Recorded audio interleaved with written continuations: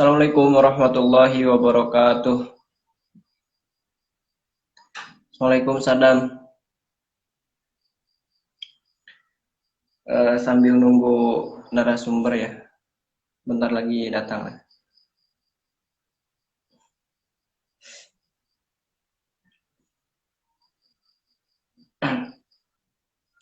Yuk jangan lupa diajak kawan-kawannya.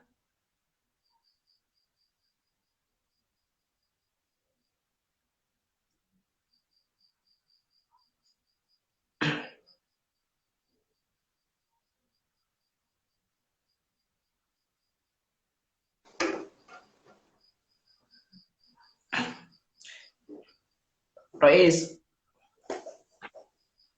Ya, Assalamualaikum. Waalaikumsalam warahmatullahi wabarakatuh. Suara jangkrik tarik pisan. Oh, kadang kedengeran. Sebelumnya mohon maaf ya di sini tadi habis hujan jadi ya maklum lah suara jangkrik, suara-suara hewan-hewan malam. Tapi insya Allah tidak mengganggu kenyamanan lah insya Allah ya. Buat teman-teman yang ingin ngasih tahu teman-temannya, insya Allah live sekarang udah dimulai part keduanya. Dan jangan lupa kasih tahu teman-teman yang lainnya, live sudah dimulai. Kali ini kita akan bahas Palestina yang lebih panas lagi ya. Dan sebelum live dimulai, izinkan saya untuk menyampaikan barusan saya dapat pesan dari salah satu saudara kita di Palestina bahwasannya puluhan orang atau puluhan penjajah atau Zionis tadi itu masuk ke Masjid Al-Aqsa gitu. Iqtahamu qala. Iqtahamu itu maksudnya itu dengan tenaga gitu ya, dengan kekuatan gitu.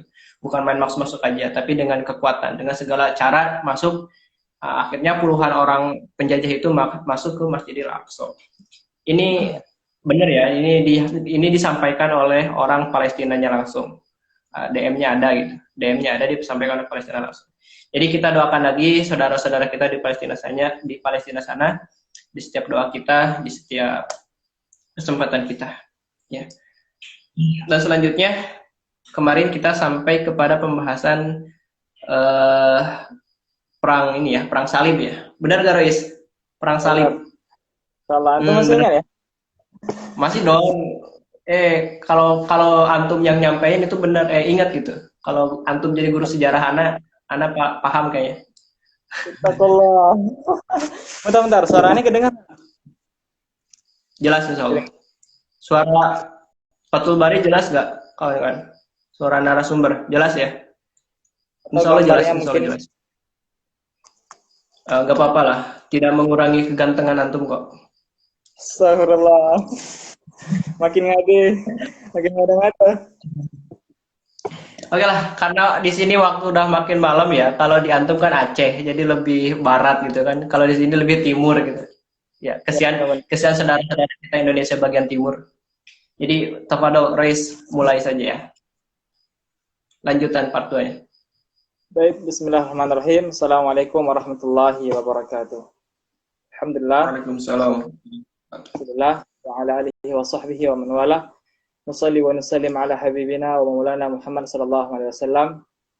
Alhamdulillah bi ni'matihi tatimmu shalihat. Allahumma la sahla illa ma ja'altahu sahla wa anta taj'alu hazna idza syi'ta sahla. Ya hayyu ya qayyum bi rahmatika astaghits. Aslih li sya'ni kullahu wa la takilni ila nafsi tarfata 'aini. Baik teman-temanku yang mudah-mudahan dalam lindungan Allah Subhanahu wa taala, pada malam yang berbahagia ini, meskipun kita nggak on time ya, sebenarnya jam 9.15 tapi karena tadi barusan kami ada sedikit qadarullah, jadi maka kita undur sedikit. Tapi nggak apa-apa. Di malam yang berbahagia ini kita mau membahas dari perang salib yang terjadi di Baitul Maqdis atau yang terjadi di dunia Islam, terkhususnya Baitul Maqdis, sampai sebelum munculnya Sultan Abdul Hamid Ats-Tsani, Sultan Abdul Hamid Khan yang kedua.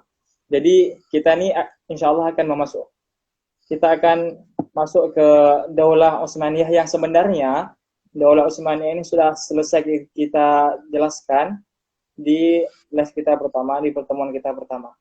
Baik, bismillahirrahmanirrahim. Kita kembali sedikit mengulang Bang Didi tentang perang salib.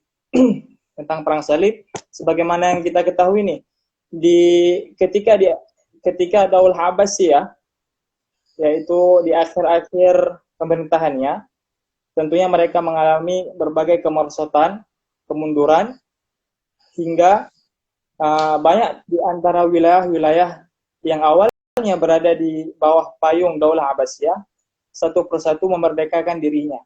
Termasuk salah satu Daulah Fatimiyah yang ada di Mesir. Daulah Fatimiyah di Mesir tentunya memanfaatkan perbedaan antara akidah mereka dengan akidah orang-orang Daulah Abbasiyah. Orang-orang Daulah Abbasiyah tentunya Ahlussunnah wal Jamaah. Meskipun sempat beberapa masa itu di dalamnya terdapat akidah Mu'tazilah yang memang terkena fitnah pada beberapa khilafahnya. Kita jelaskan bagaimana sih ketika orang-orang Fatimiyah Syiah, karena orang Fatimiyah ini Syiah Bang, di Mesir, yaitu ketika mereka memimpin dunia Islam di bagian Mesir, salah satu pemimpinnya yang bernama Al-Hakim Khalifah Syiah, Al-Hakim bi Amrillahi Al-Fatimi Asy-Syiai, salah satu kebijakannya adalah beliau menginginkan untuk menghancurkan gereja Al-Qiyamah yang ada di Palestina, yang ada di Al-Quds, yang ada di Yerusalem. Gereja Al-Qiyamah itu nggak jauh dari kompleks Masjid Al-Aqsa. Bahkan di gereja inilah terjadi perjanjian antara Umar bin Khattab dan Patrick, Gubernur Elia hari itu. Nah, tentunya hal inilah yang memancing emosi orang-orang Eropa, orang-orang Nasrani hari itu. Dan hal ini tentunya dimanfaatkan oleh Paus Urbanus II yang hari itu merupakan paus di Prancis. Beliau mendeklarasikan Perang Dunia Kedua hingga berhasil membakar semangat salib orang-orang Nasrani dari berbagai suku, dari berbagai kalangan, dari berbagai bangsa, hingga mereka terkumpul ratusan ribu pasukan salib di bawah satu bendera, yaitu bendera salib. Mereka pun bergerak ke dunia Islam. Ketika mereka sampai di negeri Syam, mereka menaklukkan beberapa wilayah di sana, dan ketika mereka sampai di sana, ketika mereka sampai di Syam, orang-orang Fatimiyah, disinilah mereka melakukan pengkhianatan terhadap kaum muslimin. Mereka melakukan kontak kerjasama dengan orang-orang pasukan salib. Karena hari itu yang peta kepemimpinan di Al-Quds sudah berubah, yaitu sudah beralih ke orang-orang Daulah Saljuk. Daulah Saljuk merupakan daulah yang asal muasalnya berasal dari Asia Tengah, kemudian pindah ke Baghdad di era Khalifah Qaim bi Amrillah di Abbasiyah. Nah, dan tentunya orang-orang Fatimiyah menginginkan bagaimana caranya Masjid Al-Aqsa itu harus di tangan orang-orang Fatimiyah. Karena sudah menjadi rahasia umum bahwasanya barang siapa yang menguasai Palestina atau barang siapa yang menguasai Al-Quds, maka dia akan menguasai dunia. Dan ini masyhur. Nah, ketika pasukan salib datang ke Syam, orang-orang Fatimiyah, Daulah Fatimiyah melakukan aliansi, mereka melakukan kerjasama, tepatnya pada tahun 1097 Masehi, hingga negeri Syam terbagi menjadi dua bagian. Bagian pertama yang terdiri di Baitul Maqdis itu jatuh ke tangan orang-orang Fatimiyah, kemudian bagian sisanya adalah diberikan secara mutlak kepada orang-orang pasukan salib. Dan ini sangat disayangkan. Coba, gimana sih pengkhianatan orang-orang Fatimiyah hingga begitu mudahnya menyerahkan wilayah kaum muslimin dan negeri Syam kepada orang-orang salib. Dan ini sangat berbahaya bagi masa depan Al-Quds yang nanti akan kita jelaskan. Nah, dan tentunya kepemimpinan di Baitul Maqdis yang awalnya Daulah Fatimiyah, kemudian beralih ke Daulah Seljukiyah, kemudian beralih kembali ke Daulah Fatimiyah di bawah pimpinan Ifkharuddin. Beliau menyerahkan Baitul Maqdis. Sebenarnya bukan menyerahkan sih. Banyak dari prajurit Fatimiyah yang berusaha untuk melindungi Baitul Maqdis apapun itu. Meskipun akidah mereka Syiah, mereka berusaha juga untuk mempertahankan Baitul Maqdis. Namun bahkan orang-orang Nasrani sendiri, mereka memberikan jaminan kepada kaum muslimin, bahkan minoritas Yahudi yang pernah kita jelaskan di kesempatan yang lalu, memang sudah ada komunitas Yahudi ya. Jadi mereka awalnya diberikan jaminan keamanan bahwasanya orang kaum muslimin tidak akan dibunuh. Nah, namun perjanjian yang dilakukan oleh orang-orang ahli kita, perjanjian yang dilakukan oleh orang Nasrani, bahkan orang Yahudi sendiri, sebenarnya tidak bisa kita pegang dengan nyata, karena pengkhianatan yang mereka lakukan dalam sepanjang sejarah itu terus terjadi. Nah, di era Ikharuddin, Al-Quds jatuh, dan yang paling menyedihkan adalah pembantaian massal besar-besaran yang dilakukan oleh pasukan salib. Bahkan pendeta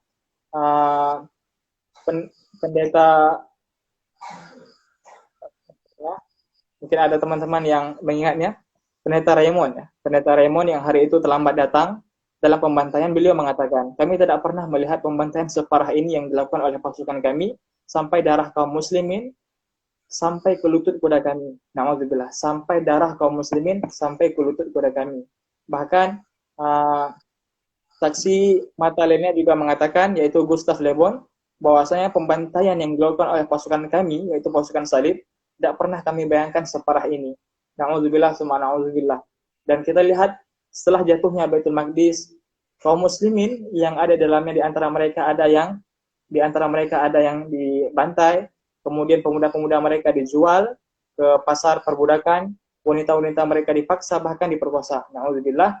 Bahkan kita juga mendapatkan berbagai upaya setelah Al-Quds. Benar, Paus Raymond, terima kasih. Bahkan kita juga bisa melihat ketika Al-Quds telah jatuh ke tangan pasukan salib, ada banyak upaya untuk merebut Baitul Maqdis itu sendiri. Kita bisa melihat seperti Imaduddin Zanki, kemudian Nuruddin Zanki, bahkan sampai ke Salahuddin Al-Ayyubi. Nah, di era Salahuddin Al-Ayyubi, beliau merupakan sebenarnya merupakan paman-paman beliau wuzara di Daulah Fatimiyah yang Syiah.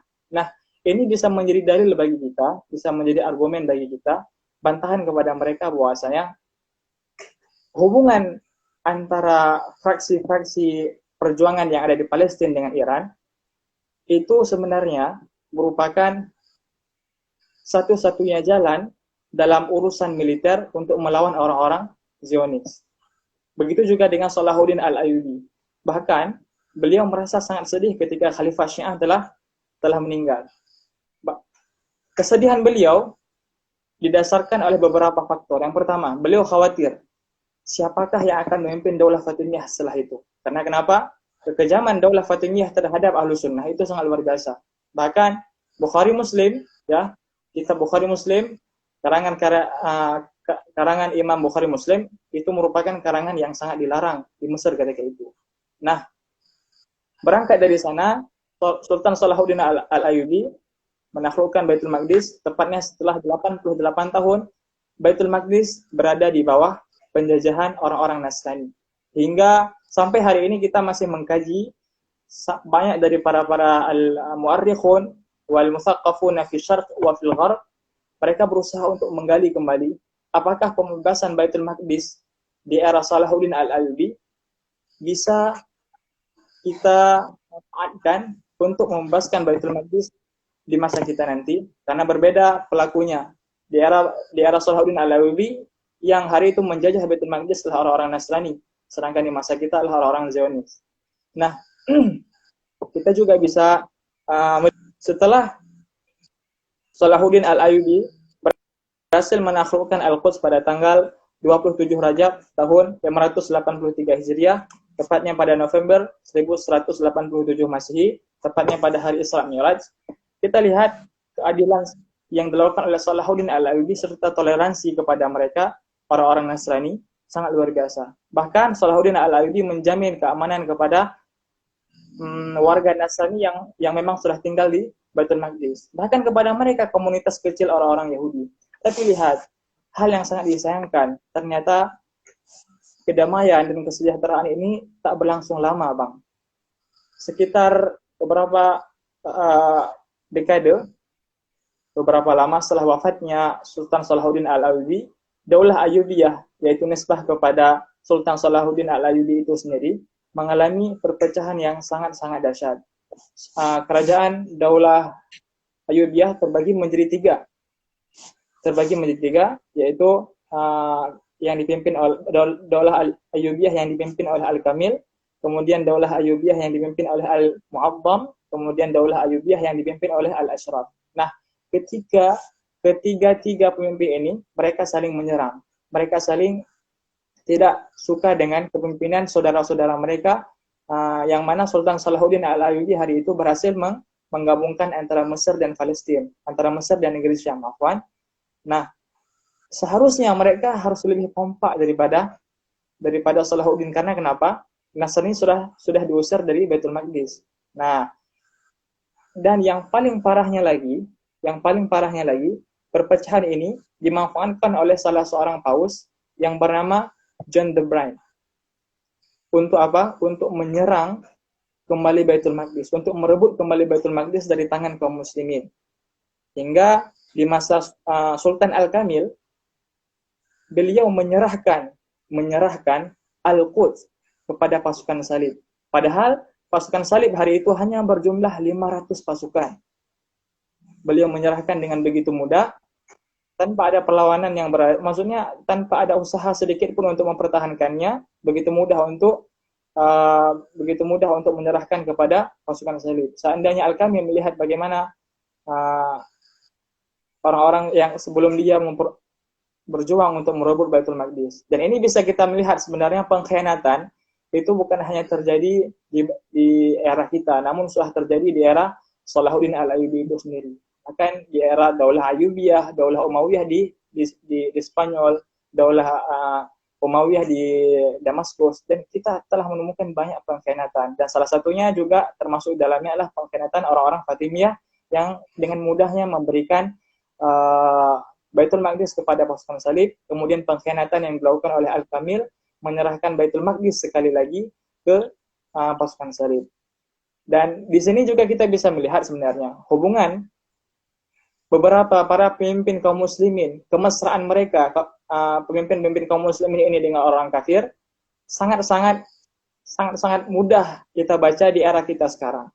Kita bisa melihat banyak negara Arab kan hari ini yang telah melakukan normalisasi.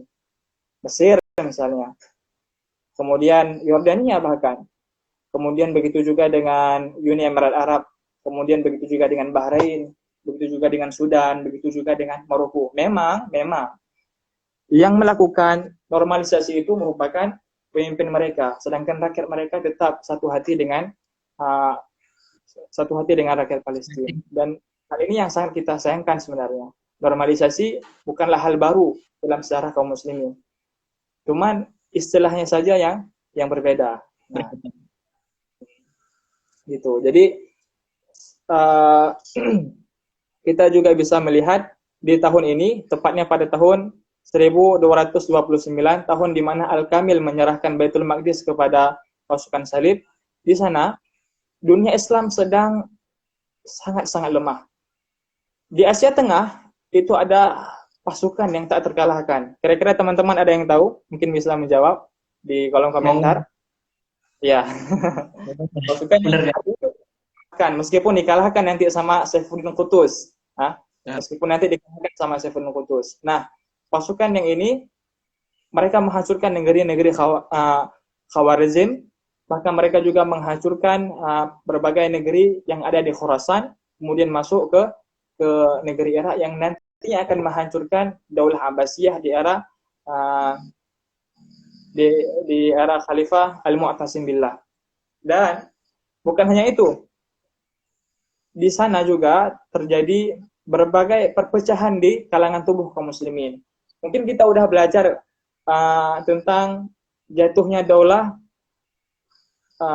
Islamiyah, negara-negara Islam atau Al-Muluk Tawaif yang ada di Spanyol. Dan itu sangat-sangat menyedihkan sebenarnya. Hingga kaum muslimin hari itu seolah-olah tidak berdaya. Kaum muslimin hari itu sama seperti dengan kondisi kita hari ini. Ketika Al-Quds jatuh, kaum muslimin hari ini mungkin sibuk dengan dia sibuk dengan nasionalnya, sibuk dengan negaranya, sibuk dengan berbagai kesibukan-kesibukan yang melupakan saudara-saudara kita hari ini. Karena sebenarnya PR kita kaum muslimin hari ini bukan cuma Palestina doang. Lebih banyak kaum muslimin hari ini yang tertindas di Uighur, kaum muslimin hari ini yang tertindas di Kashmir, Rohingya, kaum ahlu sunnah yang hari ini tertindas di Iran sekalipun, bahkan di Irak juga, kemudian ahlu sunnah yang ada di Suriah, ahlu sunnah yang hari ini berada di Yaman, mereka benar-benar berada dalam ancaman yang luar biasa. Dan ini nyata sebenarnya, nyata. Dan kita juga bisa melihat Al-Quds akhirnya direbut kembali oleh An-Nasr Daud, tepatnya 10 tahun ketika orang-orang Nasrani menguasai Baitul Maqdis. Dan untuk yang ketiga kalinya, Al-Quds akhirnya jatuh kembali ke tangan orang-orang Nasrani. Berarti sudah 3 kali jatuhnya Al-Quds. Ya benar. Jadi sudah 3 kali Al-Quds itu jatuh ke tangan orang-orang pasukan salib. Dan yang ketiga ini juga karena pengkhianatan salah seorang gubernur Damaskus. Masya Allah. Muslim. Masya Allah. Muslim banget pun. Arab juga malahan. Alhamdulillah. Tepatnya di era Salih Ismail. Beliau adalah gubernur Damaskus tahun 641 Hijriah atau tahun 1243 Masehi. Beliau menyerahkan dengan begitu mudah Baitul Maqdis ke tangan orang-orang Nasrani. Dan ingat, jangan pernah kita meremehkan apa yang pernah dilakukan oleh orang-orang Nasrani selain mereka telah menumpahkan darah kaum muslimin hingga darah kaum muslimin tergenang, ya, membanjiri kompleks Masjid Al-Aqsa hingga mencapai lutut kuda pasukan salib. Bukan itu saja, mereka juga menjadikan berbagai musalla yang berada di kompleks Masjid Al-Aqsa menjadi tempat kuda mereka. Dan sampai hari ini kita bisa melihat, Anda pernah tuh lihat langsung dari salah seorang YouTuber yang berada di Al-Quds sendiri, yang berada di Yerusalem. Dia merupakan salah seorang pemuda Palestina, memperlihatkan secara langsung bahwasanya bekas-bekas tempat kandang yang dijadikan oleh pasukan salib di dalam Masjid Al-Aqsa itu sendiri. Masya Allah. Dan ini sebenarnya hal yang tidak boleh kita lupakan, bahwasanya kita tidak boleh semudah itu melakukan hubungan atau melakukan istilahnya terlalu mudah dalam hal kaum muslimin, terkhusus seperti yang dilakukan oleh para pengkhianatan dalam dunia Islam. Maka ini menjadi PR bagi kita, bahwasanya apapun istilahnya seperti normalisasi itu merupakan pengkhianatan terhadap kaum muslimin. Kita juga bisa melihat ketika orang-orang Nasrani kembali memegang Baitul Maqdis, kembali memegang Masjid Al-Aqsa, dan alhamdulillah Masjid Al-Aqsa akhirnya direbut kembali oleh Najmuddin Ayyub setelah 1 tahun di bawah pemerintahan orang-orang Nasrani. Tepatnya pada tahun hingga dan ini bertahan hingga Inggris datang pada tahun 1917 Masehi. Dan ini bertahan sampai tahun 1917 Masehi. Masya Allah, semoga Allah Subhanahu Wa Taala memberikan kepada mereka para pejuang yang senantiasa berjuang kepada Baitul Maqdis untuk Allah Subhanahu Wa Taala jadikan kepada kita ibrah, pelajaran gimana kiat-kiat mereka, bagaimana mafatihul najah li tahril Aqsa, bagaimana kunci keberhasilan mereka hingga mereka mampu merebut Masjid Al-Aqsa. Nah, ini sebenarnya pembahasan yang sudah kita bahas di kesempatan yang sebelumnya, namun sedikit kita detail sedikit tentang kekejaman serta upaya yang dilakukan oleh kaum muslimin untuk merebut kembali Baitul Maqdis. Nah, sekarang kita masuk ke tema inti kita. Sebenarnya ini juga sudah kita bahas seharusnya, tapi karena di pertemuan kita pertama dikarenakan waktu yang tidak memungkinkan, maka kita membahasnya di pertemuan ini. Kita akan bahas bagaimana keadaan Al-Quds di era Utsmani. Sedikit aneh sampai pembahasan yang sedikit ini ya, soalnya masyarakat awam pun yang maksudnya tuh yang tidak terlalu mendalam dalam sejarah ketika Al-Quds di era Utsmani ya. yaitu di era Utsmaniyah, Turki Utsmani, itu udah pada tahu kayaknya. Maksudnya tuh udah ada sedikit gambaran ketika kenapa, karena ada satu filmnya, itu ada filmnya, udah ada, ya ada itu bagian itu lebih besar diceritakannya mungkin. Jadi ini satu hal yang perlu teman-teman perhatikan, bagaimana kenapa di era Utsmaniyah itu kita lebih memahaminya gitu. Ya, gitu. Dan Guys. ya, karena memang sejarah perang salib merupakan sejarah yang sangat-sangat enggan diangkat dalam ilmu sejarah, baik itu di sekolah umum, bahkan di mahad di mahad-mahad Islam sendiri. Tentang kasus perang salib, kekejaman orang-orang Nasrani terhadap kaum muslimin, itu seolah-olah dikubur secara secara sangat menyedihkan. Hingga hal Mungkin inilah yang bagi musuh-musuh Islam dengan begitu mudah menuduh kaum muslimin itu sebagai teroris. Tapi seandainya kita bisa melihat secara bagaimana nenek mereka, yaitu nenek moyang para penjajah, melakukan pembantaian yang sangat luar biasa. Kita sebutkan contohnya, Bang. Di Spanyol, Inkuisisi, Mahakimu Taftish, tepatnya di abad 12 sampai abad 16. Pembantaian besar-besaran terhadap kaum muslimin, hari ini seolah-olah tidak ada seorang pun yang membahasnya. Kemudian pembantaian terhadap negara Islam Filipina, yang hari itu beribu kota via Manila, yang hari ini berubah menjadi kota Manila, yang dipimpin oleh Raja Lapu-Lapu, yaitu salah seorang mujahid raja kaum muslimin. Tapi ketika setelah Lapu-Lapu syahid, terjadi pembantaian yang luar biasa besar yang dilakukan oleh pasukan Spanyol, membantai penduduk asli Spanyol yang hari itu beragama Islam. Kita juga bisa melihat bagaimana ratusan tahun kita dijajah oleh orang Belanda, tapi kita hari ini yang dituduh dengan teroris. Rois, memang nggak ada. Mungkin Rois sebutin itu buku-buku, nama buku yang antum baca, atau rekomendasi buku buat teman-teman yang sekiranya mau membaca lebih dalam lagi tentang sejarah yang tidak diceritakan di sekolah gitu. Ya, mungkin pembuat teman-teman mungkin bisa mutalaah, bisa membuka buku Mi'atul Ulama Ghairal Majrad Tarikh, itu ada dalam bahasa Arab, ada dalam bahasa Indonesia. Dalam bahasa Indonesia alhamdulillah terjemahannya juga bagus. Tentang banyak fakta-fakta kekejaman di dalamnya disebutkan yang dilakukan oleh orang-orang Nasrani atau orang kafir, kita katakan, terhadap dunia Islam. Kemudian kita juga bisa melihat dalam penyebaran Islam di seluruh dunia, itu merupakan kitab kamus sebenarnya, seperti ensiklopedia, bukan kamus, afwan, seperti ensiklopedia yang disusun oleh hay'ah, salah sebuah hay'ah di salah satu negara Arab.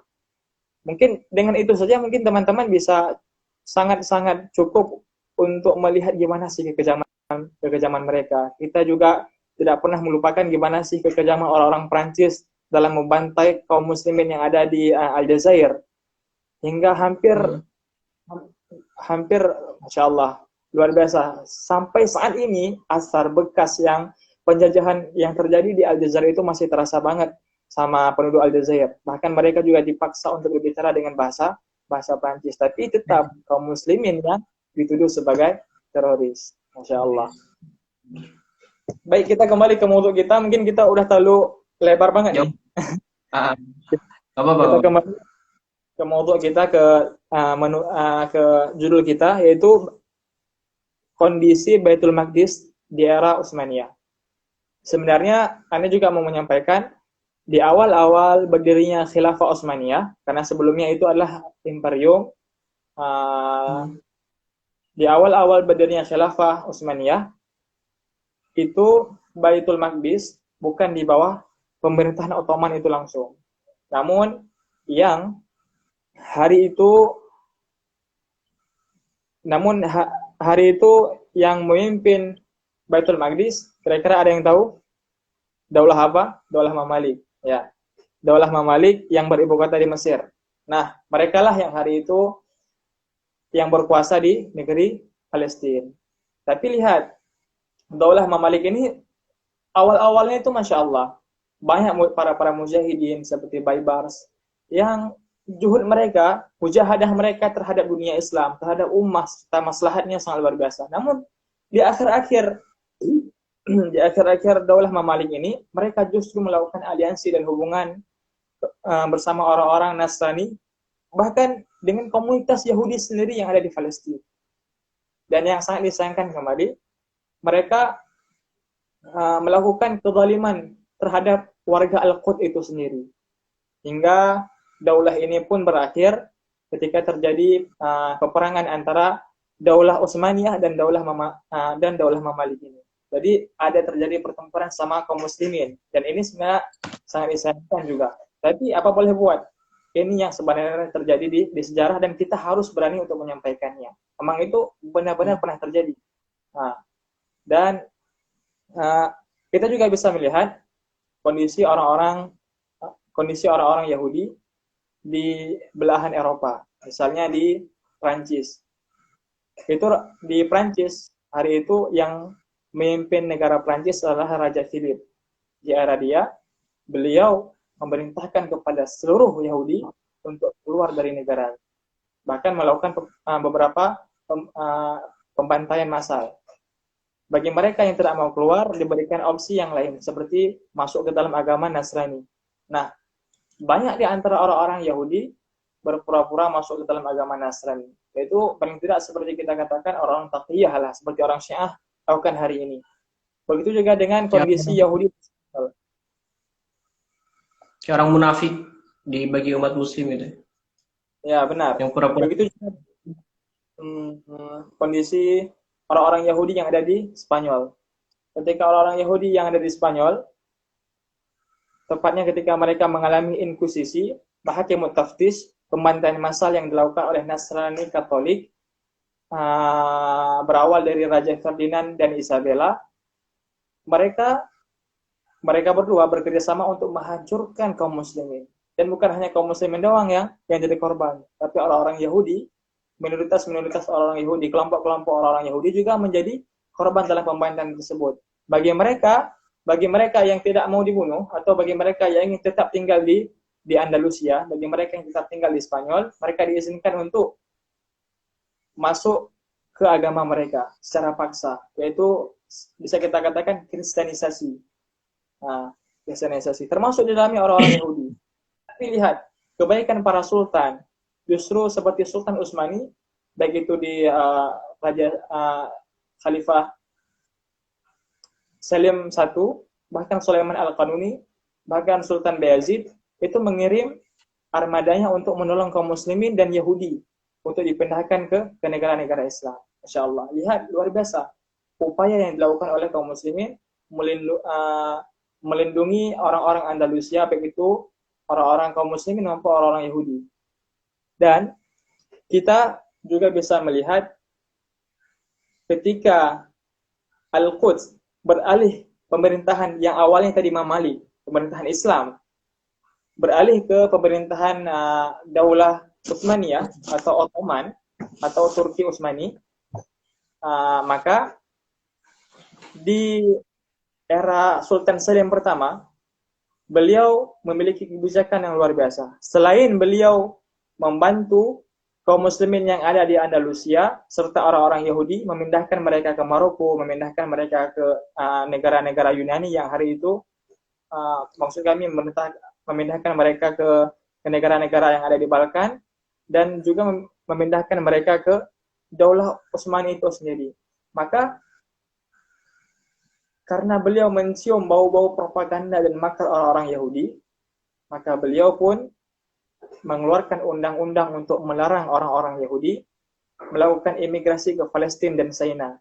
Atau Saina merupakan wilayah yang hari ini masuk ke wilayah Mesir. Karena kenapa? Karena Saina merupakan tempat yang suci bagi orang-orang Yahudi. Dikarenakan Nabiullah Musa alaihissalam di sanalah beliau berjumpa dengan Allah Subhanahu wa taala melalui gunung Tur ya kalau nggak salah. Ya, Gunung Tur.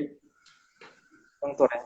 Dan kita sebenarnya juga bisa melihat bagaimana Al-Quds di era kepemimpinan berikutnya setelah Sultan Salim pertama, ada beberapa sultan seperti Sulaiman Al-Qanuni misalnya. Salah seorang sultan di Daulah Utsmaniyah yang memiliki zuhud, yang memiliki perhatian besar terhadap Baitul Maqdis. Bahkan beliau membangun benteng-benteng, bahkan beliau membangun al-abwab untuk kemaslahatan kaum muslimin dan prajurit-prajurit Utsmani yang ada di dalamnya.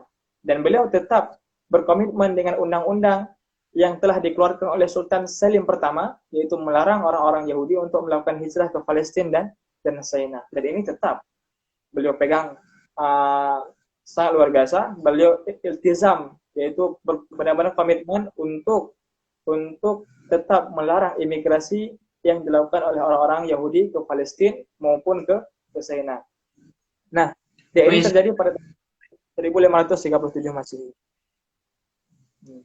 Itu kan undang-undang yang pertama itu kan pelarangan imigrasi orang-orang Yahudi kepada Baitul Maqdis atau masuk ke Palestina gitu.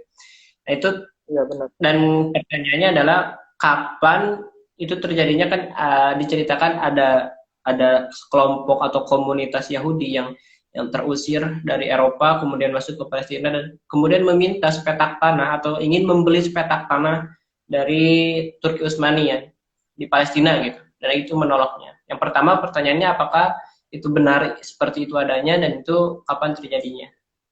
Ya, itu benar terjadi, tepatnya di era Sultan Abdul Hamid II. Itu di akhir-akhir umur kekhilafahan Daulah Utsmaniyah, yaitu tepatnya di era Sultan Abdul Hamid II, dan beliau tetap tidak akan memberikan sepetak tanah pun kepada orang-orang Yahudi. Nah, dan orang-orang Yahudi, mereka yaitu yang melakukan hijrah ke negara-negara Islam akibat pembantaian besar-besaran yang terjadi di Spanyol, kebanyakan mereka itu tinggal di Maroko, begitu juga kebanyakan mereka tinggal di Turki, maksud kami di Ottoman, karena hari itu belum ada nama Turki, ya, di Utsmani. Dan ketika mereka tinggal di sana, lagi-lagi mereka terus membuat makar, terus membuat propaganda. Salah satunya adalah mereka membuat komunitas Yahudi yang bernama Pergerakan Yahudi Dua Nama pada tahun 1665 Masehi di bawah pimpinan Syabtai Tasafi, dengan bermaksud untuk menyatukan seluruh Yahudi yang ada di negara Ottoman untuk berusaha meminta atau menekan kepada pemerintahan Ottoman untuk diberikan tanah mereka di Baitul Maqdis. Dan usaha ini akhirnya diketahui oleh para sultan di Utsmaniyah hingga pergerakan ini dibubarkan. Namun tidak dengan para anggotanya. Justru di antara mereka ada yang berpura-pura masuk ke dalam agama Islam, bahkan di antara mereka ada yang merangsek masuk ke pemerintahan tubuh Utsmani, bahkan mendapatkan jabatan-jabatan yang tinggi. Dan ini yang nantinya akan memberikan pengaruh yang luar biasa dalam berbagai kebijakan Utsmaniyah di akhir-akhir pemerintahannya. Apakah Kemal Pasha itu termasuk dari Yahudi nggak, Rois? Kemal Pasha itu. Kalau Mustafa Kemal Pasha, Mustafa Kemal Atatürk, beliau dia termasuk, wallahu a'lam bishawab, sampai saat ini urutan nasab Mustafa Kemal Atatürk itu tidak ada yang menemukan secara pasti. Namun banyak riwayat yang mengatakan bahwasanya ibunya merupakan salah seorang bidu wanita, sehingga tidak dikenal jelas siapa sih ayahnya gitu.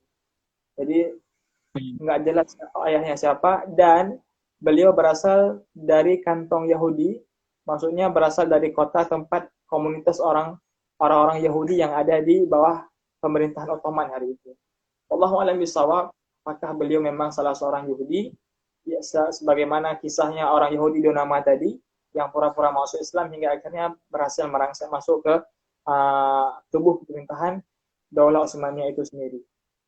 Cuman dari komunitas orang-orang Yahudi itu memang ada yang berpura-pura masuk Islam, kemudian dia mempunyai satu posisi-posisi yang strategis di kepemerintahan ya, yang dimana nanti kebijakan-kebijakannya itu sangat berpengaruh besar terhadap kebijakan-kebijakan Ottoman. Dan malah itu kebijakan malah menghancurkan Ottoman itu sendiri. Mungkin salah satunya dari sana. Benar gitu nggak, Chris? Ya, Hmm. itu sebab kelemahan, maksudnya bisa kita katakan kecerobohan beberapa sultan atau beberapa khilafah yang hari itu tidak sehati-hati Sultan Sulaiman Al-Qanuni, tidak sehati-hati dengan sultan-sultan yang memang memiliki iltizam untuk menjaga Baitul Maqdis. Oke, Dan lanjut terus lanjut. jikalau kita lihat juga, ternyata propaganda orang-orang Yahudi bukan hanya terjadi di tubuh kaum muslimin saja, walaupun kaum muslimin tentunya memiliki jasa besar menyelamatkan mereka dari pembantaian massal di Spanyol, orang-orang Yahudi di Eropa, mereka juga memiliki propaganda yang lain.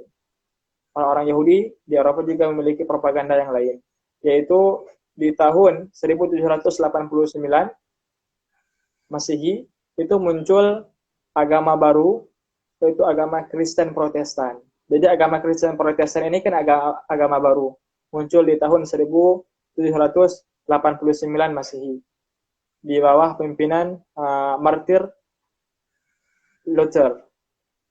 Di bawah pimpinan Martin Luther, bisa banyak riwayat yang mengatakan bahwasanya dia adalah agen Yahudi yang berusaha membuat perpecahan di tubuh kaum Nasrani. Nah, di antara pemikiran orang-orang Protestan, mereka lebih kepada perjanjian lama, yaitu perjanjian Nabiullah Musa alaihissalam. Dan tentunya perjanjian inilah perjanjian orang-orang Yahudi tentunya. Perjanjian orang Bani Israel. Bercerita tentang hudud, berbicara tentang kisah-kisah orang-orang Bani Israel. Artinya apa? Bahwasanya orang-orang Yahudi ingin menekankan kepada Kristen Protestan, mereka lebih memperhatikan perjanjian lama dari perjanjian baru. Wallahu alam seperti apa sih isi perjanjian lama dan perjanjian baru? Mungkin teman-teman ada yang tahu di sini ya. Mungkin Bang Dudi sendiri mungkin lebih tahu isi perjanjian lama atau perjanjian baru. Pernah baca, cuman tidak sampai hafal gitu. Pernah baca sepintas-pintas aja karena saya sendiri kitab Injilnya ada gitu. Oh ya, insyaallah. Cuman yang inti bukan yang lengkap, bukan Injil yang lengkap, tapi Alkitab. Yang lengkapnya dulu ada, punya Alkitab, cuman nggak tahu karena sayanya ceroboh, waktu itu masih ceroboh dan jadi terselip-selip, akhirnya hilang sama nggak tahu kemana.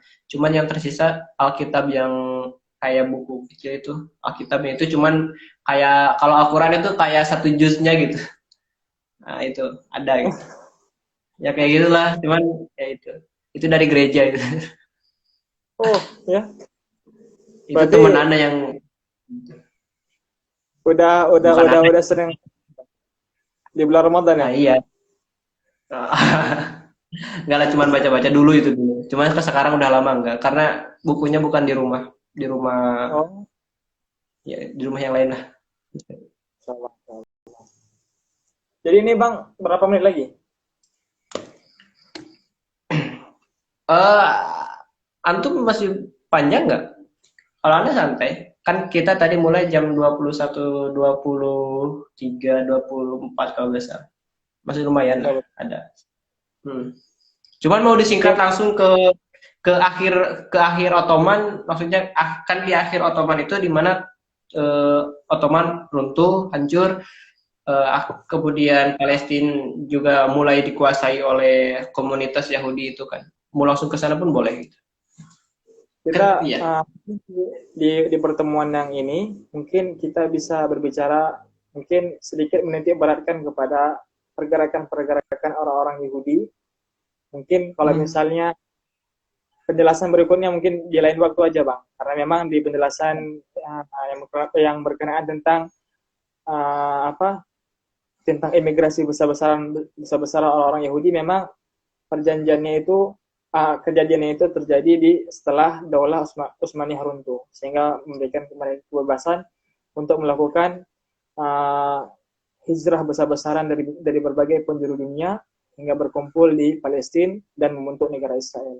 Nah, Jadi kita buat teman-teman ya, sebelum dilanjut buat teman-teman, kalau teman-teman udah memperhatikan dari part pertamanya dengan membahas tentang sejarah Yahudi, kalau teman-teman udah memperhatikan dari part pertamanya sampai sekarang ini, sampai detik ini, nah itu kalau teman-teman perhatikan, kalau benar teman-teman perhatikan, bahwasanya pergerakan Yahudi dimanapun dia berada, dia membawa kerusakan.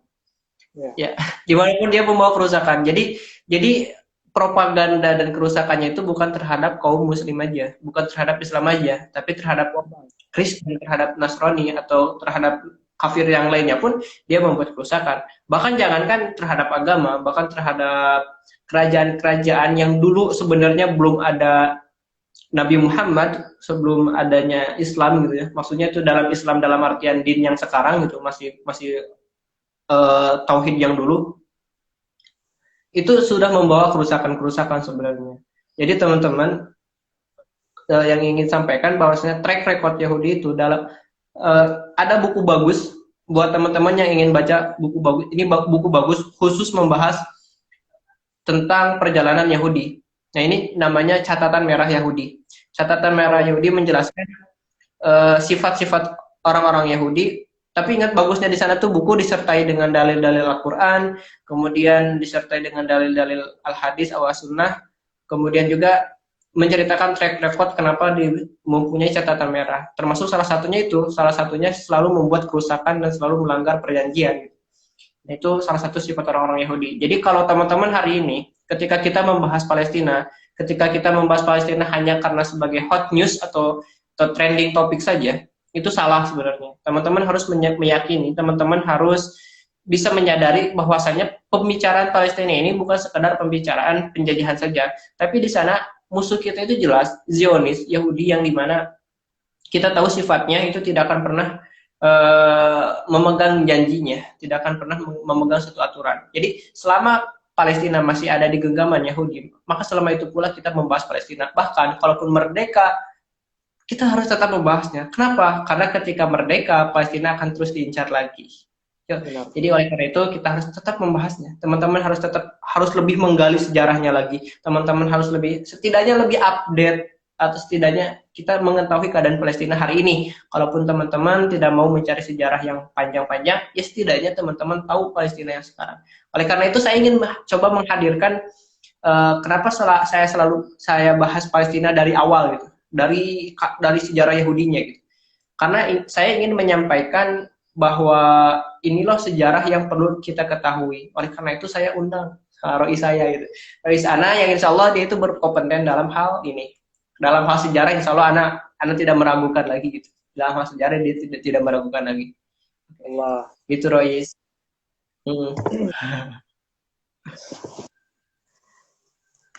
Jadi lanjut Roi, lanjut. Mudah-mudahan kajian kita ini bisa menjadi wasilah semangat kita semua, sebagaimana harapan Bang Yudi barusan, agar kita terus tetap semangat menggali tentang sejarah Palestina. Tetap jadikan Palestina itu adalah tanah air kita kedua. Tetap jadikan Palestina itu bahkan tempat di mana kita harus bersujud di atasnya, yaitu di Masjid Al-Aqsa insyaallah. Dan kita kembali ke tema kita baru saja. Mungkin ada lagi nggak? 10 sampai 15 menit. 10 sampai 15 menit insyaallah. 10 sampai 15 menit. Sedikit lagi teman-teman. Ketika orang-orang Yahudi berhasil membuat makar di tubuh orang-orang Nasrani itu sendiri hingga muncullah Kristen Protestan, di sana terjadi pada tahun pada tahun 1791 Masehi, yaitu ada upaya untuk mempersamakan, upaya untuk mengembalikan hak-hak orang Yahudi, hingga dibuatlah seperti muktamar, seperti pertemuan. Pertemuan ini membahas persamaan, seolah-olah berusaha untuk menitik temukan antara orang-orang Yahudi dan Nasrani.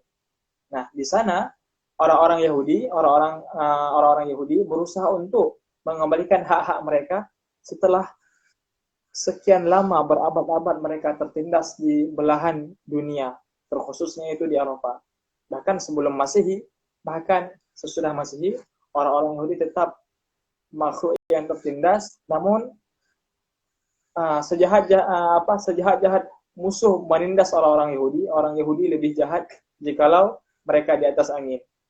Jikalau mereka telah berada ya dalam posisi yang aman, mereka tidak akan pernah diam melihat bangsa yang lain itu aman-aman saja, karena mereka punya azam, mereka memiliki persepsi bahwasanya bangsa mereka adalah bangsa yang baik, bangsa the best of the best istilahnya. Maksudnya bangsa yang lain itu bukan, pokoknya ya, dan inilah yang namanya negara rasis sebenarnya. Negara rasis yang berusaha untuk menafikan berbagai bangsa yang ada di dunia ini, kemudian mengklaim dirinya sebagai saya adalah bangsa yang terbaik. Nah, sebagai penutup kita akhiri dengan sebuah kisah salah seorang penjajah yang dianggap pahlawan oleh dunia, bahkan pemuda dan pemudi kaum muslimin, baik itu di Indonesia maupun di belahan negara kaum muslimin lainnya, menganggap dia sebagai pahlawan. Mungkin teman-teman mengenal dengan Napoleon Bonaparte. Napoleon Bonaparte salah seorang penjajah kafir yang berasal dari Perancis. Beliau berusaha melakukan invasi, melakukan penjajahan ke dunia Islam dari Eropa hingga berhasil memasuki Mesir. Dan memasuki Mesir tanpa perlawanan berarti. Artinya apa? Kaum muslimin hari itu sedang dilanda perpecahan sesama mereka. Meskipun hari itu di bawah kepemimpinan Daulah Utsmaniyah sendiri. Namun Daulah Utsmaniyah hari itu sedang disebutkan dengan peperangan, baik itu di Eropa Balkan atau peperangan, bahkan kita bisa melihat bahwasanya Daulah Utsmaniyah pernah bergabung dalam Perang Dunia Pertama.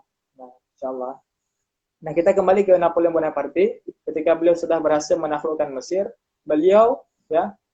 Napoleon Bonaparte berusaha untuk menaklukkan Inggris dan berhasil, dan berusaha untuk menjajah Al-Quds. Ketika menjajah Al-Quds, hal ini diperhatikan baik-baik oleh Inggris yang hari itu memiliki kekuatan yang luar biasa di eranya. Nah, Inggris dengan segera mengirim pasukannya untuk menghalangi langkah orang-orang Prancis di bawah kepemimpinan Napoleon Bonaparte. Nah, jadi di Al-Quds hari itu ada 3 kekuatan. Yang pertama, kekuatan Prancis di bawah kepemimpinan Napoleon Bonaparte, kemudian kepemimpinan ada kekuatan Utsmaniyah, kemudian yang terakhir adalah kekuatan Inggris. Nah, Inggris yang hari itu baru sampai ke Al-Quds, mereka tidak langsung ikut campur. Mereka hanya menyaksikan 2 kekuatan ini. Mereka hanya menyaksikan 2 kekuatan ini berperang duluan, dan ketika Inggris mendapati salah satunya lebih lemah, maka Inggris pun bergabung dengan pasukan yang lebih lemah ini untuk mencari simpati mereka. Dan di antara 2 kekuatan yang berperang hari itu adalah Utsmani, kelompok Daulah Utsmaniyah dan Prancis. Hari itu pasukan Utsmani lebih lemah, hingga Inggris pun membantu Utsmaniyah. Dan tentunya tidak ada istilah makan siang gratis.